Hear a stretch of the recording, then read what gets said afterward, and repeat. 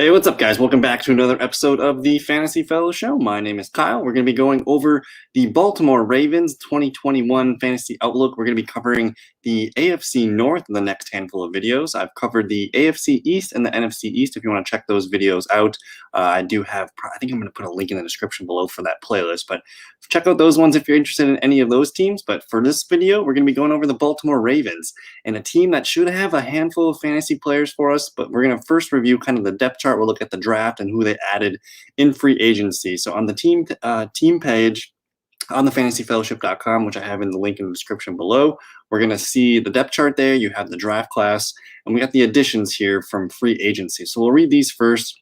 Notable additions this year: Sammy Watkins comes over from Kansas City. They get offensive guard Kevin Zeitler, and they also got Alejandro Villanueva from Pittsburgh, and then they added tight end Josh Oliver. Notable departures: there's kind of a lot, and you got edge rushers Matt Judon and Yannick Ngakoue. Offensive tackle Orlando Brown was traded to the Chiefs. They got some good compensation for that in the draft. We'll review that in a second. They also lost Willie Snead. They lost Matt Skura, DJ Fluker, and Mark Ingram. So a lot of these guys were starters for them last year. So the Ravens technically lost more than they added, but we'll look at this draft class in a second here too. So the 2021 draft class pick the 27th overall pick, Rashad Bateman out of Minnesota. Fantastic wide receiver. I'm super excited about him for dynasty leagues. We'll talk about him on the depth chart in a second. But the Chiefs pick that they got from the Orlando Brown trade, number 31 right here, they got Odafe Owe here from Penn State, a really interesting kind of pass rusher, defensive end. Really good move here to kind of bolster the loss of Matt Judon and Ngakoue. So I like that. They come back in the third round. They had two picks. They get Ben Cleveland, offensive guard, get a cornerback in Brandon Stevens. Tylan Wallace here out of Oklahoma State's a really fun boundary receiver. Sean Wade, really good value here for a cornerback from Ohio State. Dalen Hayes, Notre Dame defensive end. And then they grabbed a fullback, Ben Mason. So interesting draft class. Is a good mixture of offense and defense. They got some playmakers at the receiver position, and they bolstered the offensive line with Ben Cleveland at the guard spot after losing, of course, DJ Fluker, Matt Skura, Orlando Brown. They kind of needed some help on the inside there. So I like what the draft did for the Baltimore Ravens. Now let's view this depth chart. And when you're thinking about the Baltimore Ravens, just the current state of things, it's all about Lamar Jackson. You know, he's going to be one of the top 5 quarterbacks taken probably off the board. His running ability is fantastic. Trace McSorley continues to be the backup. Tyler Huntley is there as well. Robert Griffin did depart. I don't know if he's signed with another team, but he is not coming back to the Ravens as of right now, as of this recording. So Lamar Jackson, I'm excited to get him. He's not someone that I'm super trying to get on my team this year. I would definitely prefer guys like maybe Josh Allen, Kyler Murray for sure.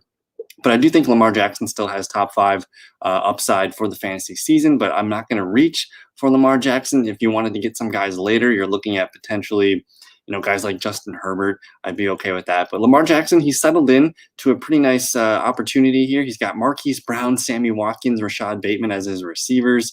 And then Mark Andrews is back, of course. So he's probably got his best group of weapons that he's had in his, his third full year starting. And the running backs and J.K. Dobbins, Gus Edwards, got a couple backups here, Justice Hill and Tyson Williams. So it's an interesting group of cast members around Lamar Jackson. If we look at what Lamar did last year, let's see here. So compared to his MVP season, he did kind of degress and he regressed a little bit in pass completion percentage.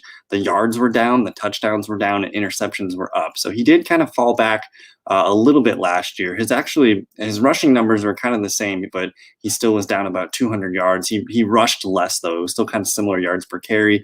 And then still, he hit 7 touchdowns on the ground. So he had a pretty decent season, but he didn't really start to heat up until later. So he kind of struggled at the beginning of the year, but he started to pick it up late. So I do think Lamar Jackson's in for a good season. I have him beating his completion percentage this year. His passing yards will be more.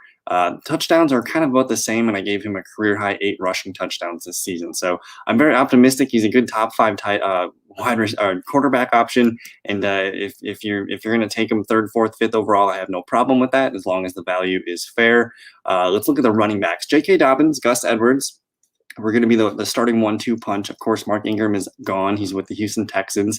And then you get Justice Hill and Tyson Williams in the backfield. They didn't add anybody. No UDFAs, no free agents, no drafted players here at the running back spot. So it's all about J.K. Dobbins and Gus Edwards.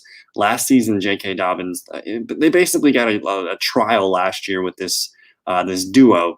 Gus Edwards actually led the team in carries, 144 carries, 723 yards, and 6 touchdowns.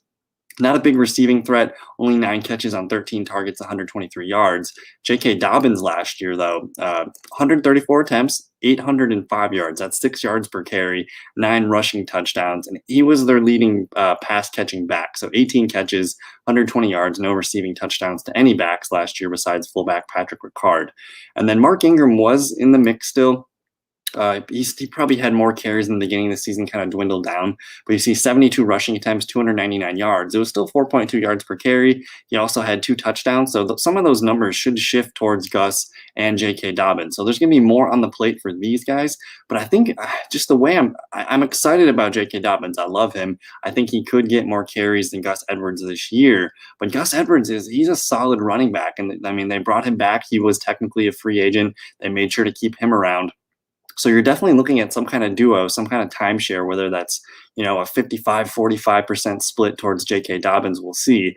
I do think J.K. Dobbins is the clear goal line back. I think they like him in that situation. And then I do think it's nice to have him as the receiving back. He's not going to get a ton of receiving work for PPR, which to me, it kind of makes him a late second round, like at best. Like third round pick would be great for J.K. Dobbins. If you can get him as your RB2, that's what you're looking at for J.K. Dobbins. He does have top 10 upside, but he's going to need the touchdowns because the PPR value isn't quite there for him to be a lock, like top 5 PPR back. So I find myself drafting J.K. Dobbins in the third round, Gus Edwards maybe towards, double digit rounds. He seems to be like a pretty high value guy, especially in best ball league. So I'm into Dobbins. I'm into Gus Edwards. Patrick Ricard at fullback, I'm not going to worry about him. They did draft a fullback here, though, so we'll see if he makes the roster here from the 5th round. But this wide receiver group, Marquise Brown, Sammy Watkins, and Rashad Bateman. I'm super interested. Marquise Brown he was really hot towards the end of the year. He frustrated a lot of fantasy owners at the early and middle parts of the season, but he came on strong down the stretch. They add Sammy Watkins, and then they draft Rashad Bateman in the 1st round. And just at the fact that they added Sammy, they drafted Rashad Bateman, it really turns me off from drafting Marquise Brown in PPR leagues or any even the touchdown league this year. I think we're going to see these 3 receivers on the field a lot. They do run a lot of 2 tight end sets too, but these are the 3 main receivers they're going to use this year and get the most production out of. I just wonder if Sammy and Rashad Bateman kind of eat into Marquise Brown's role just a little bit. If anything, I view Marquise Brown as a wide receiver 3. Maybe a top 30, around 30 to 35 ranked receiver this year. I do think Sammy Watkins and Rashad Bateman can be rostered, but it's going to be hard to trust, as we've seen with Lamar Jackson and his passing weapons. It seems he can really only hold 2 guys useful for fantasy. And that's going to be Mark Andrews. He's almost guaranteed to be one of them. So it's going to make Marquise Brown interesting. But Lamar struggles to funnel targets to that receiving group. You see, amongst his top 3 wideouts last year, he only had 181 targets. Marquise he had 100 of those targets. So the second and third options don't really get too much work. And if you go back the year before, you're looking at, just 71 for Marquise Brown, 46 for Willie Snead, 35 for Seth Roberts. That's even less. That's 152. So the passing volume limits me with the excitement for the receivers. I think I'm going to pass on Marquise Brown, Watkins, Rashad Bateman. If you want to draft Baltimore Ravens this year, you draft Lamar, you draft JK, you draft Gus, and I think you draft Mark Andrews in the 5th or 6th round. That seems to be the best value from this team. So I love Mark Andrews. Nick Boyle's going to be back. And we didn't really see Mark Andrews take off last year until Nick Boyle got hurt. Nick Boyle was having a decent season before he got hurt. Let me go back down here to 2000. This is 2020. So Nick Boyle was 14 of 17 with his targets, 113 yards and 2 touchdowns. So that was roughly halfway through the season, and this was actually making Mark Andrews kind of a volatile tight end from week to week. And we didn't see Mark Andrews take off until Boyle got hurt. So we'll watch his participation this year if he's back on track to start the season. But again, otherwise, I'm super excited about the Ravens. Don't get me wrong. Just for fantasy, that's the whole point of this episode, is we're looking at who can we trust for fantasy. I really like Marquise Brown, but I think Sammy Watkins and Rashad Bateman put a dent into that. And it wouldn't surprise me if Rashad Bateman's going to be the clear-cut #1 receiver for this team next year.